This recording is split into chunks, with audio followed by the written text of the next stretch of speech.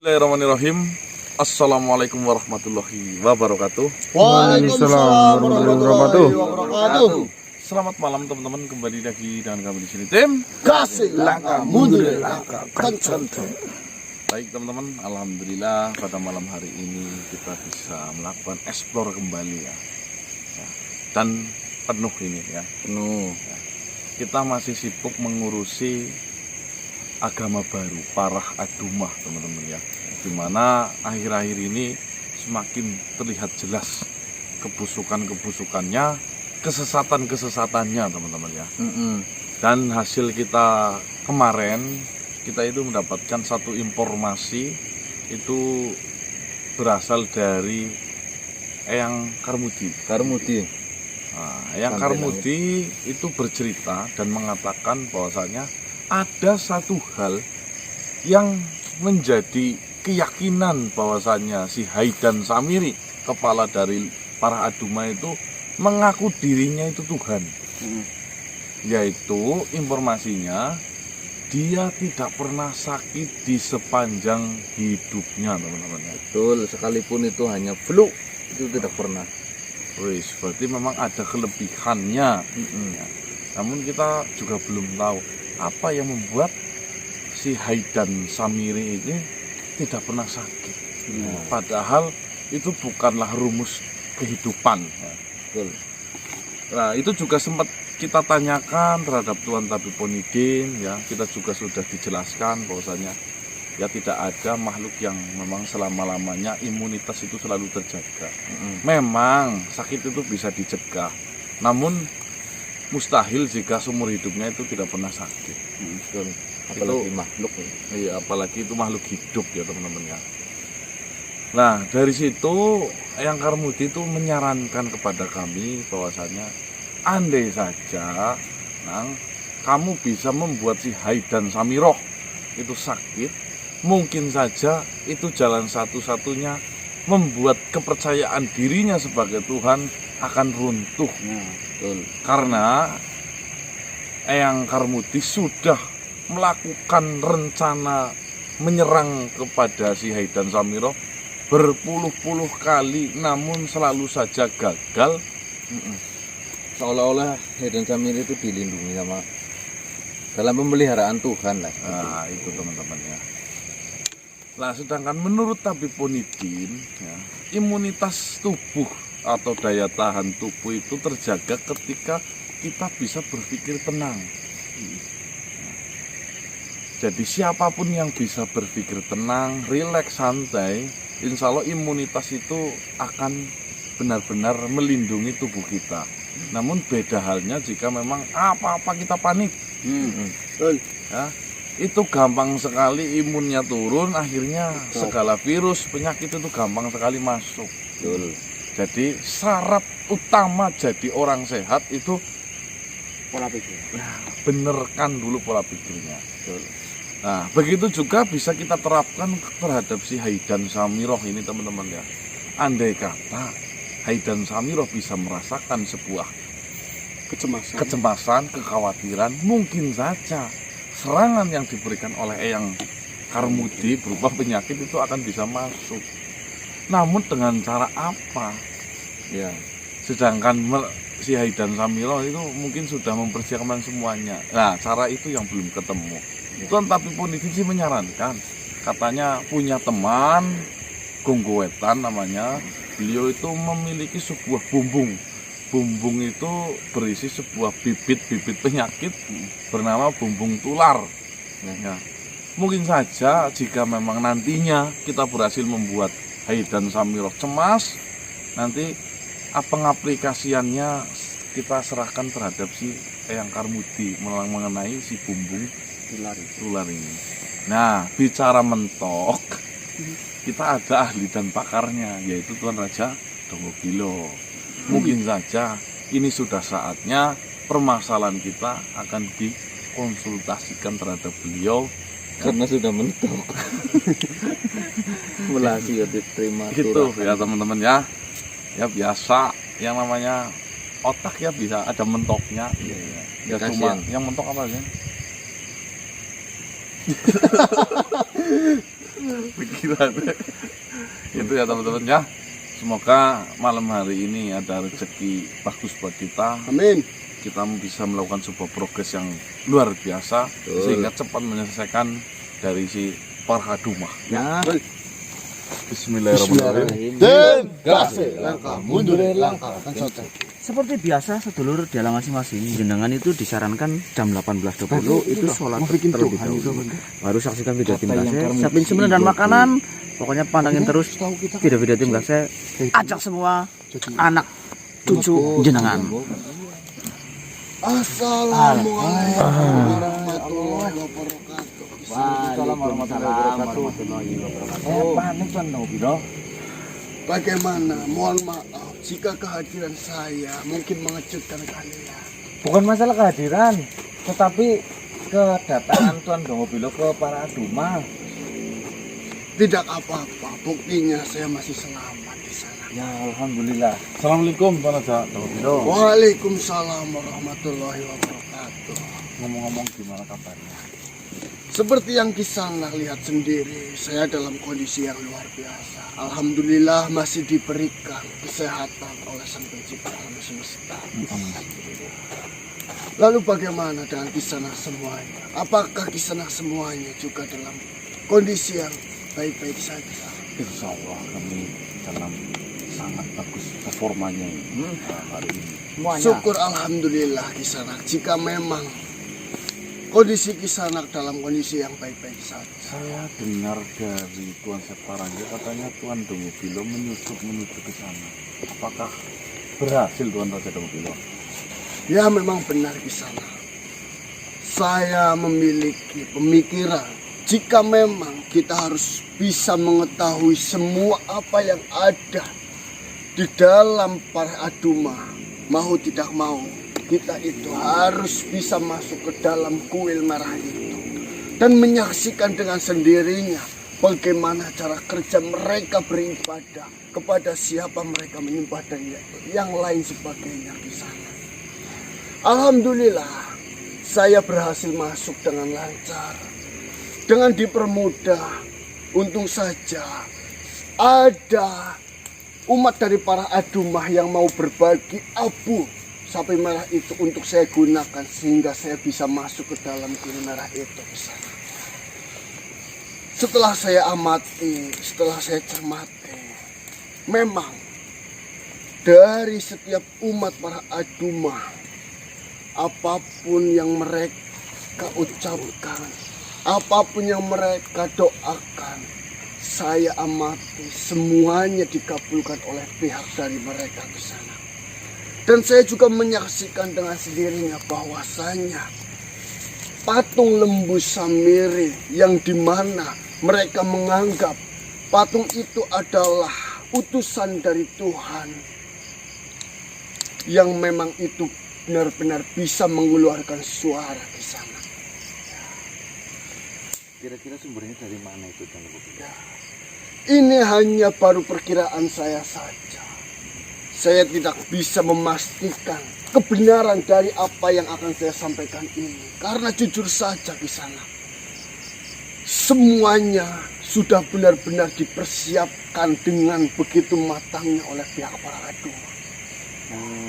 Bahkan saya hampir saja juga diketahui oleh pihak mereka. Tadi benar apa yang diucapkan oleh kakek kami. Dari menurut pengamatan saya, suara yang keluar dari patung lembu Samiri itu keluar dari lonceng dan cawanya di sana. Lonceng dan cawana. Benar sekali. Dari pengamatan saya, lonceng ataupun cawannya itu langsung berkaitan dengan seutas tali yang mengikat di lehernya, lalu menjulur ke belakang, yang entah itu ujungnya di mana di sana. Itu baru pengamatan saya. Namun saya tidak bisa menemukan sedikit pun celah yang bisa saya ambil sampai mana tali itu berhenti. Di belakang itu ada apa? Bahkan saya juga sudah melontarkan pertanyaan-pertanyaan di hadapan Lembu Samiri itu sendiri. Mereka semua berhasil menjawabnya. Benar-benar semuanya sudah dipersiapkan dengan begitu matangnya oleh pihak para Aduma sendiri di sana. Berarti kembali lagi mengenai sebuah sistem yang dimana patung itu bisa mengeluarkan suara. Tuan Dongobilo tadi mengamati suara itu rasanya berasal dari sebuah cangkir atau cawan dan lonceng yang dikalungkan oleh patung tersebut. Benar sekali. Lalu yang menguatkan Tuan Raja Dongobilo bahwasanya sumber suara berasal dari situ. Jika diamati dengan teliti ataupun dengan jeli, setiap Lembu Samiri itu mengeluarkan suara. Itu saya melihat ada sedikit getaran-getaran yang timbul dari tali itu. Apakah kau pernah mengetahui sebuah permainan pada zaman dahulu yang dimana itu sering dilakukan oleh anak-anak dari seberang hingga ke seberang menggunakan seutas tali dan juga bambu? Telepon-teleponan zaman dulu Biar ya Tuan Dongobilo ya. suaranya melontar melalui tali tersebut yang Benar mengantar. sekali. Saya berpikiran itu digunakan seperti menggunakan sistem yang seperti itu. Namun di sini saya belum bisa memastikannya benar ataupun salahnya. Itu hanya baru pengamatan awal saya. Karena di setiap ucapan yang dikeluarkan oleh Lembu Samiri terdapat gelombang ataupun getaran dari seutas tali itu. Akhirnya setelah itu jenengan keluar. Benar sekali, karena dari pertanyaan-pertanyaan yang saya lontarkan, mereka sedikit mencurigai saya, sehingga saya menghentikan pertanyaan saya dengan cara untuk menghentikan kecurigaan mereka kepada saya. Baiklah Dongobilo. Ya alhamdulillah dari informasi tersebut kan semakin jelas bahwasanya suara tersebut memang sudah dirancang sedemikian rupa sehingga bisa berkomunikasi dengan para umatnya. Namun di sini ada informasi yang tidak kalah pentingnya Tuan Bilo yang ingin saya sampaikan. Apakah itu bisa? Jadi seperti ini, sebelum kita memerangi si Lembu Samiri atau para Aduma, sebenarnya makhluk lain juga sudah pernah menghadapinya. Bukan 1, 2, 3, 4, 5 makhluk Tuan Raja Dongobilo. Mereka sudah berpuluh-puluh makhluk, bahkan beratus-ratus. Namun ada satu nama yang dimana nama tersebut itu sampai sekarang masih sibuk mengurusi itu terus menerus. Seorang diri. Siapakah itu di sana? Dia adalah biasa dipanggil Santri Langit, namun mengaku kepada saya bernama Kakek Karmudi. Kakek Karmudi. Ya. Beliau Kakek Karmudi itu datang menemui saya kemarin dan saya akhirnya menyisipkan pertanyaan di sela-sela senggang waktu ketika ada kesempatan. Ternyata usut punya usut yang membuat Haidan Samiroh, kepala dari para Aduma itu, yakin bahwasanya dirinya adalah Tuhan itu karena sebuah kelebihan yang dimilikinya Tuan Raja Dongobilo, yaitu tidak pernah merasakan sakit di sepanjang kehidupannya. Namun, mengapa saya tidak mendengarkan berita di dalam kuil merah itu bahwasanya Haidan Samiroh itu adalah Tuhan? Tuhan namun memposisikan belakang. Jadi para Aduma itu dibangun oleh Haidan Samiroh sebagai tempat persembahan, yaitu berupa patung, di mana patung itu adalah utusan. Namun hebatnya Haidan Samiroh justru jadi salah satu umatnya di dalam situ. Betul. Yang saya ketahui, memang ada salah satu makhluk yang dimana makhluk itu bisa dikatakan sebagai pemimpin di tempat itu. Pemimpin itu tidak pernah menunjukkan dirinya ataupun raut wajahnya kepada para umatnya. Dia hanya datang dengan sehelai kain yang menutupi seluruh tubuhnya, di mana tidak kelihatan sedikit pun dari badan dari makhluk itu. Mereka menyebutnya Tuhan. Hanya Tuhan saja, tidak ada embel-embel nama Tuhan Donggobilo. Tidak. Jika ya mungkin seperti itu di dalamnya, karena saya belum pernah masuk Tuan Donggobilo. Namun saya rasa kakek Karmudi itu benar-benar sudah berpengalaman dalam menghadapi si lembu Samiri itu. Jadi selama ini dia mengaku sebagai Tuhan karena merasa tidak pernah sakit. Namun ada kegagalan seumur hidupnya satu kali, yang dimana kegagalan tersebut membuat hatinya si Haidan Samiroh itu goyah dan ragu. Apakah itu kisah? Yaitu pernah ditolak oleh wanita yang dicintainya. Tuh. Namun yang fatalnya di sini, ternyata ada makhluk yang mendorongnya dari belakang. Dia adalah penasehat bernama Garda Polo. Garda Polo. Iya, Garda Polo atau Garda Polo sebenarnya itu.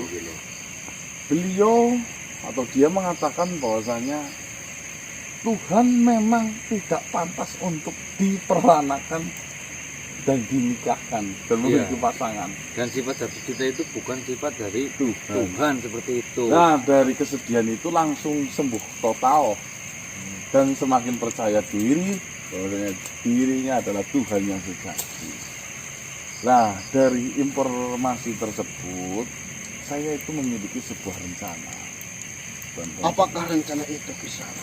Seperti yang dibicarakan oleh Tuan Karmudi, andai saja kita bisa membuat sakit satu kali saja si Haidan Samiroh, mungkin saja, berkemungkinan besar, bukan mungkin saja, itu Haidan Samiroh goyah lagi mengenai dirinya adalah Tuhan. Karena selama ini yang dipegang oleh dia itu berkeyakinan sebagai Tuhan, karena tidak pernah terhinggapi oleh sakit Tuan Donggobilo. Ya, saya paham. Ya, cuman di sini kalau menurut penjelasan dari Tuan Tabib Monidin, adanya makhluk hidup itu imunnya kuat karena pikirannya tenang. Lalu bagaimana caranya kita menggoyahkan hati dia dengan pikiran dia yang tenang? Kan seperti itu Tuan Donggobilo. Maksudnya kayak gini Tuan Donggobilo. Berarti adanya sehat terus-menerus karena imunitasnya yang begitu kuat. Ya. Menurut Tuan Tabib Monidin, ada satu cara yang membuat imunitas itu turun, yaitu membuat cemas dan kacau pikirannya. Nah, di saat cemas dan kacau pikirannya, mungkin kita bekerja memasukkan penyakit tersebut. Namun, bagaimana caranya membuat kacau pikirannya? Kan pertanyaan itu satu. Iya. Yang kedua, seperti apa cara memasukkan penyakitnya dengan sedemikian benteng yang begitu kuat? Nah, itu yang kita mentok. Apakah Sedangkan diminumkan, apakah disemprotkan? percobaan untuk meracuni atau menggoyahkan pikirannya sudah dilakoni sama si kakek Karmudi dan gagal terus. Itu yang mentok. Buat apa kita menyerang Haidan Samiroh? Tidak ada gunanya di sana. Kan sumber utamanya kan dia iya. Tuan Donggobilo. Kan katanya kalau menyelesaikan masalah itu langsung dari bedogolnya. Ya, Pak? Iya, benar. Yang kalian butuhkan itu adalah sebuah kecemasan dari diri Haidan Samiroh. Betul. Sedangkan Haidan Samiroh sudah berjuang, berusaha sekuat tenaga ataupun mengorbankan segala yang dia miliki untuk mendirikan para aduma. Dengan banyak pengikut yang nantinya akan menyembah kepada dirinya. Kenapa kita tidak menyerang kepada para umatnya? Kenapa kita tidak mengirimkan wabah kepada para umatnya? Sampai para umatnya berdoa kepada Tuhannya untuk meminta kesembuhan. Sehingga karena di sini tidak ada obat untuk wabah yang kita sebarkan di situ, tentunya Hai dan Samirah akan kelimpungan. Bagaimana cara mengobati para umatnya? Apa itu tidak terlalu bahaya, kan umatnya tidak tahu apa-apa, Tuan. Ya, saya tahu. Seperti ini saja, saya akan bertanya secara langsung terhadap tabib politik. Jika memang nantinya wabah yang digunakan itu bisa untuk kita gunakan dan tidak membahayakan umat dari para aduma, maka kita jalankan rencana itu. Namun jika tidak bisa, maka kita harus mencari cara lain untuk mencari wabah yang di mana wabah itu tidak menyakiti ataupun membunuh umat para aduma. Paling tidak ya wabah apa itu? Mungkin wabah yang paling tepat corona. Yang menyulitkan, yang membuat sengsara jika kita rasakan itu sesuatu yang menyerang pada kulit. Oh ya, sakitnya kelihatan ya. Benar sekali. Gatal. Penyakit kulit. Jika kita merasakan gatal yang berlebihan di kulit, maka kita merasa tidak nyaman. Dan kita tentunya menginginkan itu cepat-cepat sembuh. Dengan desakan dari para umatnya, Hai dan Samirah pasti akan kelimpungan untuk mengobati mereka. Karena kabarnya seperti ini Tuan Nobilo, ternyata umat dari para aduma itu selama ini doa yang mereka panjatkan itu tidak jauh-jauh dari hal materi. Iya, incarannya. Benar sekali. Ya, Maka dari itu, kita tekan Hai dan Samirah untuk mengabulkan permintaan dari umatnya untuk menyembuhkannya. cocok Tuan Nobilo. Jika memang Hai dan Samirah tidak bisa mengabulkannya, maka dia itu akan cemas, dia akan bingung bagaimana caranya untuk mengobati penyakit yang sedang diderita oleh umatnya. Dan itu akan membuat pikiran dia semakin terbebani. Benar. Oh, cocok. Siapkan berarti. Raga Sel. Yuk, siap. Bismillahirrahmanirrahim. Ya, Bonidin ya. Tabib Bonidin.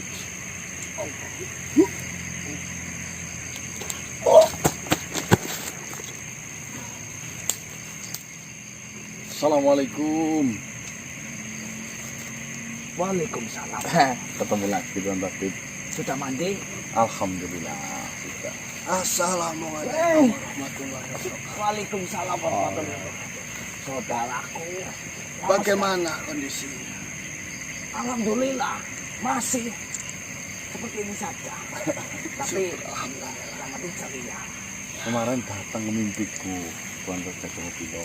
Beliau mengatakan ingin mendapatkan jodoh secepat mungkin. Ganggu saja. Semoga saja apa yang menjadi tujuannya itu bisa tercapai dan tercapai. Seperti ini sebenarnya. Terkadang jika saya sudah menyelesaikan meracikan obat, terkadang merasa sakit. Barangkali andai saja saya memiliki teman, Teman hidup. ya bisa dikatakan itu. Oh, Kesepian saya atau kekosongan saya bisa terisi.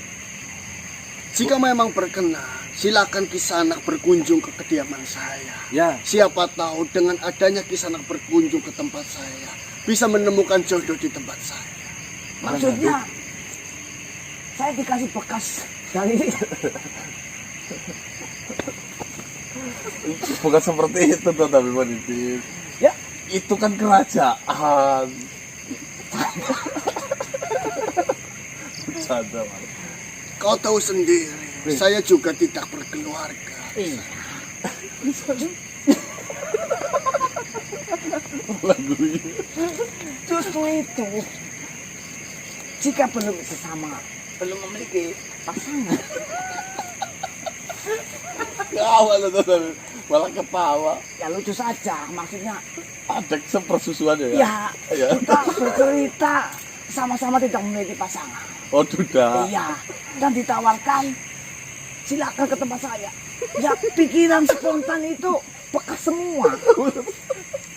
Iya kan? seperti itu. Ya tidak juga seperti Ya itu. sebentar, tapi jika dipikir-pikir ya tidak mungkin Tabib. Tuan Raja ini. Kalau yang menjadi raja, yang Martaji mungkin perlu diragukan. Ini Tuan Dobilo Ya bisa. lain. Jadi ada persusuannya yang Martaji. Apa?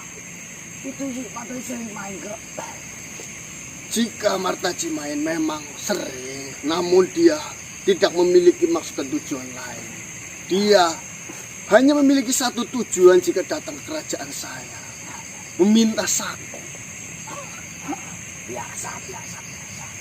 Ya, nanti jika ada waktu saya silaturahmi main ke tempat Tuan Raja itu. Seperti itu. Silakan saja. Pintu selalu terbuka lebar untuk di sana. Jadi seperti ini, mohon maaf sebelumnya. Saya memotong pembicaraan yang mungkin menarik ini. Namun, saya hanya ingin bertanya sesuatu dan memastikan agar semua rencana untuk menghadapi masalah yang sedang dihadapi oleh Kisanak semuanya ini itu bisa cepat terselesaikan.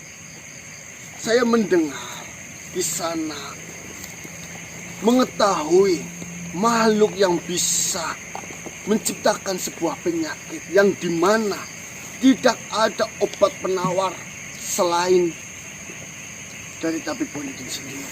Ya, memang saya memiliki penawar yang sudah saya ceritakan kepada ini saudara-saudara kita. Sebenarnya seperti ini di sana. Saya hanya ingin memastikan apakah makhluk tersebut bisa membuatkan sebuah wabah yang dimana wabah itu membuat susah di badan, membuat risih di badan, namun tidak membahayakan ataupun merenggut nyawanya. Seperti kayak bisulan apa ataupun yang di penyakit kulit gitu loh Tuan Tabib. Ah, ya, saya paham. Maksudnya penyakit yang ringan seperti itu. Yang ringan, namun untuk mengobati penyakit itu tidak ada satu makhluk pun yang bisa. Yang bisa hanya sang pembuat Dan Tuan Tabib. dan Tuan Tabib sendiri. Seperti itu. Saya akan ceritakan terlebih dahulu. Saya memang sudah bercerita pada sahabat-sahabatku. Saya memiliki sahabat itu yang bernama Gogo Wetan. Gogo Wetan itu memang ahli sekali membuat penyakit, membuat virus. Adanya saya menjadi tabib ini, salah satu jembatannya adalah ketika saya berurusan dengan si Gogo Wetan. Oh. Di mana saya mendalami membuat racikan obat itu karena saya dulunya dibikin pusing oleh Gogo Wetan. Kau bayangkan saja 1830 sampai 1845 saya melawan si Gogo Wetan. Berapa lama coba? 1830 sampai 1845. 10 menit. 15. Iya, lama sekali. Itu saya berusaha lama sekali. Dan akhirnya saya mendalami. Dan saya bisa membuat penawar dari racun yang dibuat oleh si Gogo Wetan. Dia memiliki bumbung yang namanya bumbung tular. Itu penyakit-penyakit di biang-biang penyakit itu ditimbun di situ. Jika nanti kita akan ke sana dan Tuan Raja Domobilo mengatakan penyakit yang ringan, nanti kita sampaikan saja ke sana, kita bertanya. Karena yang memiliki Bumbung itu. bumbungnya Gogo Wetan itu.